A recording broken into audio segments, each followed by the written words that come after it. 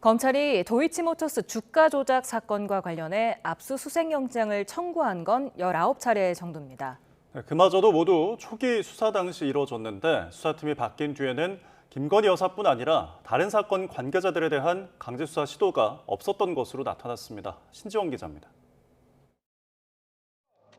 문재인 정권 시절인 지난 2020년 검찰은 김건희 여사가 운영한 전시기획사 코바나 컨텐츠가 대기업으로부터 특혜 협찬을 받았다는 의혹 수사에 착수했습니다. 협찬 기업 명단에는 주가 조작 사건의 중심인 도이치모터스도 포함됐습니다. 검찰은 2020년 11월 김 여사 모친 최은순 씨의 휴대전화와 컴퓨터, 권오수 전 도이치모터스 회장의 사무실 등에 대한 압수수색 영장을 청구했지만 모두 기각됐습니다. 도이치 사건 수사팀이 김 여사에 대해 영장을 청구했다가 기각됐다고 설명하면서 거짓 논란이 불거진 영장입니다. 피의자에 대한 압수수색 청구는 코바나 콘텐츠 관련 사건으로 알고 있습니다. 검찰은 두 사건을 동시에 수사하면서 이듬해 말까지 1년간 주거지나 사무실에 대해 19차례 압수수색 영장을 청구했고 17차례 영장이 발부됐습니다. 그러나 윤석열 대통령이 당선된 2022년 이후에는 이마저도 뜸해졌습니다.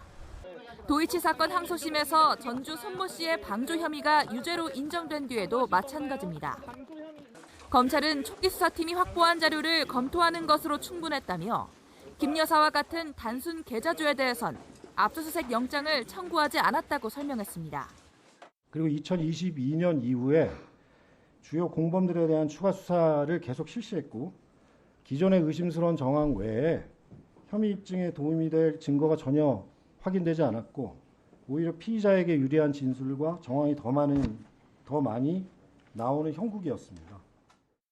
4년 넘게 지지부진하던 수사가 지난 7월 김 여사에 대한 대면 조사 이후 속도를 내긴 했지만 객관적 증거가 없다는 이유로 김 여사를 불기소한 검찰이 증거 확보 노력에 소홀했다는 지적을 피하기는 어려울 것으로 보입니다.